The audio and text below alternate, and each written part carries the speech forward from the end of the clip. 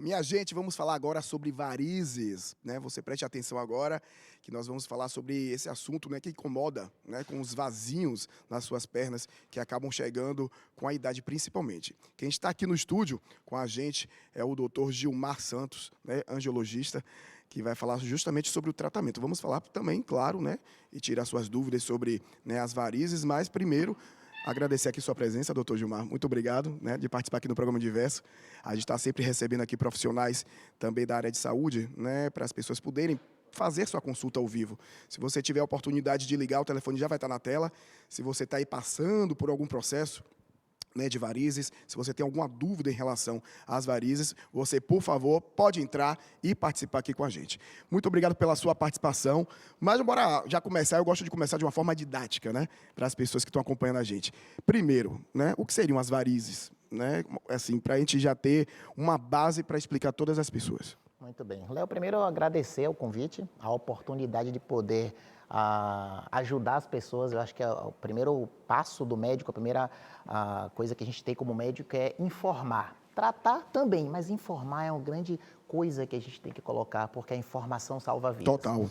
E varizes, o que são varizes, né? Varizes são veias que se dilatam e ficam tortuosas. Então, você aí tem uma veiazinha tortuosa, dilatada, saltada à pele ou apenas aparente, isso são varizes. Mas chama a atenção, não existe varizes só nas pernas. Nós temos varizes, podemos ter no esôfago, podemos ter varizes no útero, mas do ponto de vista de veias superficiais, que é a área que eu atuo, de varizes, a gente tem as varizes nas pernas. Então, veias dilatadas e tortuosas nas pernas são varizes. Se você tiver essa veiazinha na mão que você tem aí, que você não gosta, não são varizes, mas é uma outra situação. Mas então, varizes são veias dilatadas e tortuosas superficiais na pele.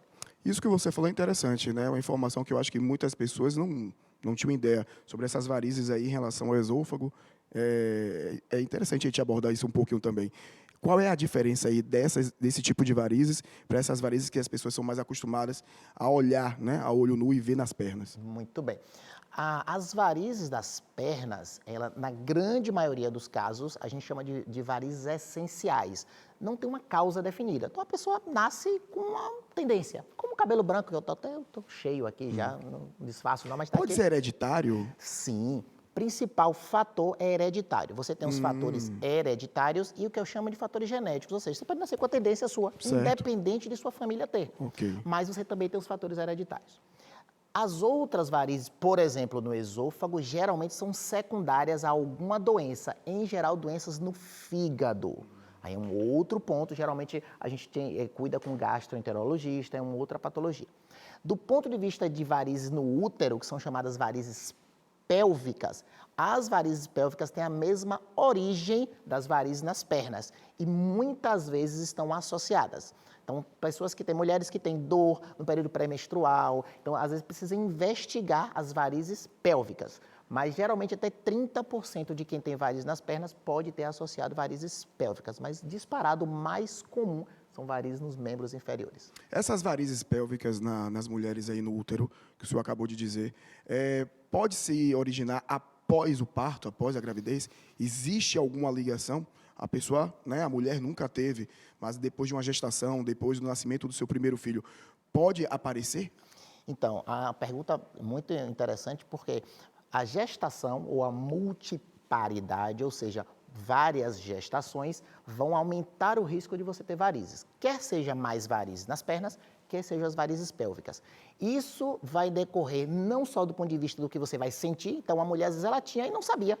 Ou então eram pequenas, eram pouco dilatadas. Sim. E com as múltiplas gestações, essas varizes passam a se dilatar. E aí vem a sintomatologia. Então, realmente, os múltiplos partos, podem fazer com que você tenha mais sintomas e desencadear um quadro. Então, na época de vovó e de vovô, então, quando, né, fazer filho era praticamente, né, criar uma creche, um atrás do outro, provavelmente isso poderia acontecer. Tem muita coisa que a gente sabe hoje, né, porque as pessoas, antigamente não tinha isso, antigamente a gente não tinha o diagnóstico. A gente não tinha diagnóstico, a gente não tinha informação, que Exatamente. chegava com mais facilidade para todos nós. Mas aqui agora, com essa Graças a Deus. porta aberta, a gente tem o acesso à informação. Justamente. As pessoas que se queixam muito, né, de circulação, vai no angiologista, procura o senhor no consultório. Ah, doutor, eu acho que eu estou com problema de circulação. Ainda não fala sobre varizes. Esse problema de circulação pode ser o início aí para uma futura aparição de varizes? Bom, bem interessante o que é que acontece. As varizes fazem parte de um quadro de uma doença venosa. Então, muita gente pensa, eu tenho variz, é estética. Não. Tratamento de variz não é um tratamento estético. Você quer um tratamento estético, você quer sim ter as pernas mais belas, Lógico. mas é um tratamento de saúde circulatória. E a má circulação é a das veias, que são os vasinhos mais finos e superficiais, mas existe a má circulação arterial, que são das artérias. Sim. Então, a gente tem esses dois pontos. Ok. No caso da má circulação venosa das veias, ela é muito mais comum e, geralmente, as pessoas procuram o consultório com cansaço nas pernas, sensação de peso, inchaço. É o que a gente chama de grau 0 ou 1. Que é quando você começa só a sentir poucos sintomas e você não tem ainda variz, não tem outras complicações da má circulação. Entendi. Esse São João agora, particularmente, que eu fiquei muito em pé por conta de transmissões ao vivo, quando chegou aí no domingão passado, tudo que o senhor falou aí, eu comecei a sentir esse peso na perna, porque acho que eu fiquei muito, muito em pé, né? E aí, o que é que o senhor indica para quem sentiu, né, esses incômodos? São pequenos incômodos, nada demais, mas que surgiram.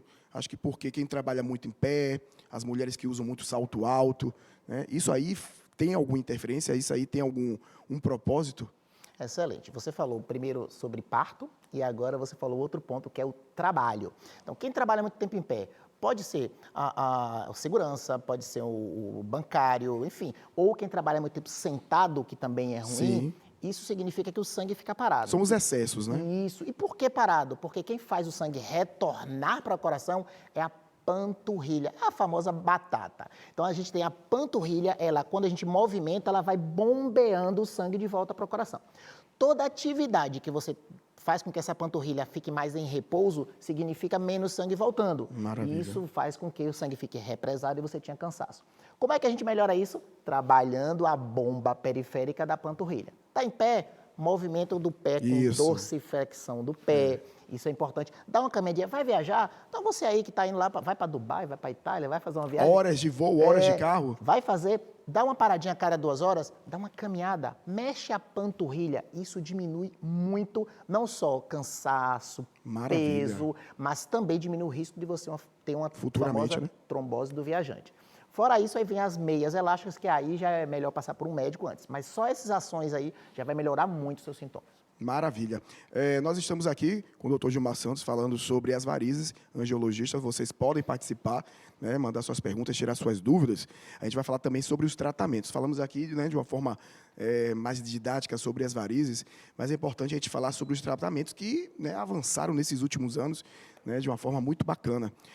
Quando fala das varizes, eu lembro, né, eu era muito pirralho, mas por ser um artista que eu sempre tive uma admiração com a família e acompanhei, lembro muito de Clara Nunes, que foi fazer uma cirurgia, né, de varizes e teve aí um choque anafilático na época, em 1983.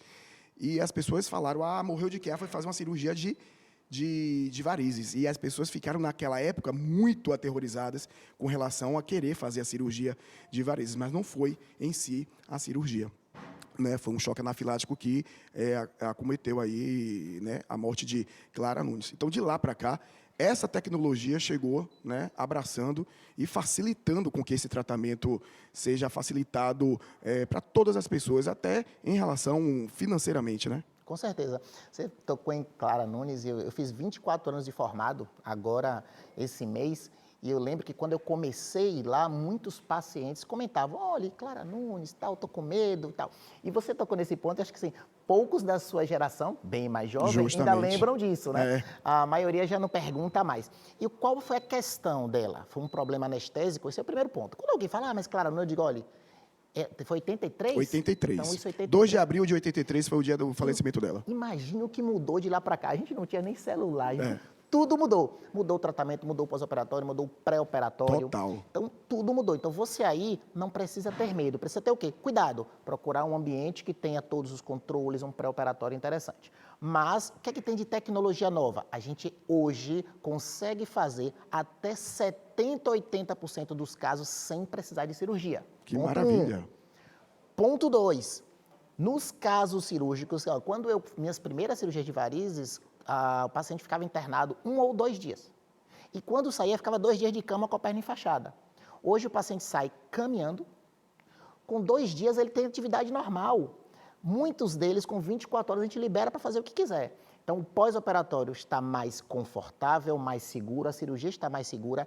Eu vou dizer assim, mais de 90% dos meus pacientes hoje fazem cirurgia com anestesia local. Sim. E a grande maioria nem cirurgia precisa. Então, hoje a tecnologia veio forte. Hoje a gente tem um laser que, acho que laser para cortar aço, para fazer tudo. Laser hoje é para tudo, realmente. É uma coisa que veio e mudou muito, não só do ponto de vista de tratamento, como diagnóstico. Os equipamentos que a gente identifica as varizes hoje são muito mais sensíveis e consegue identificar realmente qual a origem do problema, tendo um tratamento mais efetivo, mais confortável e que bote a pessoa para voltar para sua atividade o mais rápido possível. Que maravilha. O senhor falou aí sobre 70%, 80% dos casos não tem a necessidade de fazer a cirurgia, né? Como seria esse pré-operatório, né? Assim, o paciente vai no consultório, o senhor vai fazer o diagnóstico.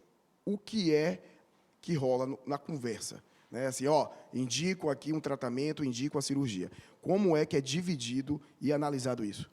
Isso aí foi bem interessante. Assim, hoje, uma das coisas que eu faço, uma boa parte do meu tempo hoje, é dando aula para médicos sobre comunicação médica. E é interessante que o ponto importante da consulta que você vai ter com o seu profissional primeiro, ele precisa te entender para depois te atender. É ouvir. O que é que está sentindo? Qual é a situação? Depois que a gente ouve, entende quais são as necessidades, a gente parte para investigação armada, que aí vem 2 equipamentos, que aí vem o ultrassom, que todo mundo conhece, que é o Doppler, o Duplex Scan, que é um ultrassom que vai olhar os vasos profundos, e tem um outro equipamento que chama realidade aumentada, ou GPS de vasinho. Uma pessoa já deve ver em laboratório para achar uma veia debaixo da pele. Então, com esses 2 equipamentos, a gente faz um completo mapeamento dos vasos, desde o profundo até o superficial. Com esse mapeamento, a gente tem o que está doente e tem o que deve ser retirado. E aí a gente parte para o tratamento. Para não precisar operar, a gente tem táticas. A gente tem o laser transdérmico, que é o que faz pela pele, e a gente tem a espuma, que são aplicações que são feitas no consultório sem anestesia e volta caminhando e vai trabalhar. Essas aplicações, tanto do laser e dessa espuma, quantas sessões? Isso depende de paciente para paciente, o grau, né, das varizes. Como é que o senhor consegue analisar? Então, assim, isso varia muito, dependendo da quantidade, mas a gente faz uma avaliação e faz um planejamento, no qual a gente informa quantas sessões, qual o tipo, e assim, não existe um tratamento que é bom para todo mundo. Então, assim, aquele profissional fala que laser é bom para tudo. Não, aquele profissional fala que a aplicação é boa para tudo. Cada caso é um caso e no mesmo paciente a gente consegue identificar situações diversas. Do ponto de vista de quantidade, hoje, por exemplo, eu atendo muitos pacientes que vêm de fora, inclusive do Brasil, quem vem de fora tem 15 a 20 dias, a gente consegue ajustar o tempo. Então, em um dia hoje, a gente consegue fazer 3, 4, 5 horas de tratamento e a gente adianta o tempo. Mas, realmente, a quantidade de sessões, disparos e aplicação vai depender de cada caso. Pode ser de 10 a 40 sessões, aí vai depender realmente do quadro. Só ter um pouquinho de paciência para realizar e ficar aí maravilhoso. Tem algum dado em relação a quem tem mais varizes, quem acomete mais as varizes, mulheres ou homens? Sim, sim. As mulheres, 70% das mulheres, a partir dos 60 anos, têm algum grau de doença venosa, insuficiência venosa crônica, que é o problema circulatório. Homem, nessa parte a gente leva vantagem, 30% dos homens, em torno de 30%. Entendi. Então é uma relação mais ou menos inversa, a mulher tem muito mais. E a mulher também, ela percebe muito mais por uma questão estética e ela busca muito mais porque elas se cuidam mais do que nós, né? Mas o jogo está empatando, a gente está tomando juízo. Pelo que a gente está acompanhando aí nas clínicas de estética, principalmente, as coisas estão, né, sendo mudadas um pouquinho. Eu vou deixar uma pergunta em aberto, porque daqui a pouco a gente volta a falar com o Dr. Gilmar Santos, né, angiologista, com relação à pele branca, a pele negra, se existe aí alguma diferença, né, com relação às varizes, até no tratamento e também até na cirurgia? Vou deixar essa pergunta em aberto. Quero saber, doutor, existem tipos diferentes de varizes? Bom, em relação a tipos de varizes, a gente fala mais em relação ao tamanho, ou seja, o calibre, se ela é maior, menor, e a localização. Isso vai implicar diretamente como a gente vai cuidar, como a gente vai tratar e quais são as complicações desse possível tratamento. Mas sim, as varizes nos membros inferiores acabam tendo um tipo, porque isso vai mudar o nosso tratamento e o nosso enfoque na hora de cuidar. Pronto. Deixa eu te fazer uma pergunta, doutor. Até onde a varize ela pode ser perigosa? Além da questão estética que incomoda, né, até aonde essa varize pode causar danos mesmo à nossa saúde? Muito bem, Alex. Gente, varizes faz parte de uma doença circulatória. Essa doença circulatória chama-se insuficiência venosa crônica, que é a má circulação. Ela tem vários graus. A progressão da doença não tratada pode levar a inchaço, manchas na pele, pode levar à inflamação, que são as dermatites, e até as feridas, que são as úlceras venosas. São quadros extremamente difíceis e que impactam muito na vida da pessoa. Então, respondendo a sua pergunta, é importante cuidar, porque pode sim evoluir a doença para quadros que vai mudar totalmente o seu dia a dia e a sua qualidade de vida. Pronto. Em relação ao tratamento, existe diferença no tratamento das varizes para a pele negra e para a pele branca? Muito bem. Sempre que eu viajo para dar aula, fazer palestra fora, eu sempre falo que o baiano é diferente. Não é só na música, não é só na cultura. Eu digo que de cada 3 baianos, 4 têm pele negra ou uma ascendência negra. Então é a cidade com maior população negra fora da África. E é importante entender por que é que o tratamento na pele negra é diferente. E, primeiro, não é só quem tem a pele negra, mas quem tem descendência. Tem pessoas que têm uma pele mais branca, mas tem uma descendência negra e acaba tendo mais complicações.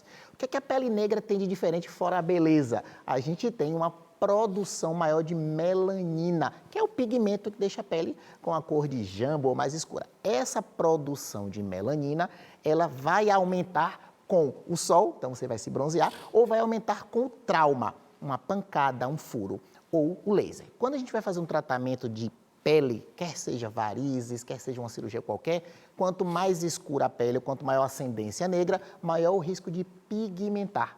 E quando a gente vai fazer ou aplicação de vasinho ou vai fazer um laser, esse pigmento ele vai absorver o laser e vai manchar mais também. Então, o tratamento na pele negra, ele é mais cuidadoso e ele tem um diferencial em relação ao tipo de tratamento que pode ser feito. Tem tratamentos que mancham mais e tem tratamentos que mancham menos. Então, é importante entender que a pele negra ela tem um cuidado super especial para a gente ter melhores resultados. Doutor, queria agradecer a sua participação, queria que se eu deixasse aqui seus contatos, sua rede social, telefone, para alguém que queira, né, e tratar ou tirar alguma dúvida com o senhor, por favor. Eu que agradeço a oportunidade de poder compartilhar informações. Eu acho que o poder, né, da mídia de levar informação às pessoas é fantástico. Meu Instagram, @Dr. Gilmar Santos, o consultório fica lá no CEO, ao lado do Shopping Salvador. E dizer que vocês continuem assim, levando cada vez mais informação e trazendo as pessoas para o mundo da saúde. Muito obrigado, Alex, Léo e a todo mundo aqui. Doutor, muito obrigado, viu? E coisa boa.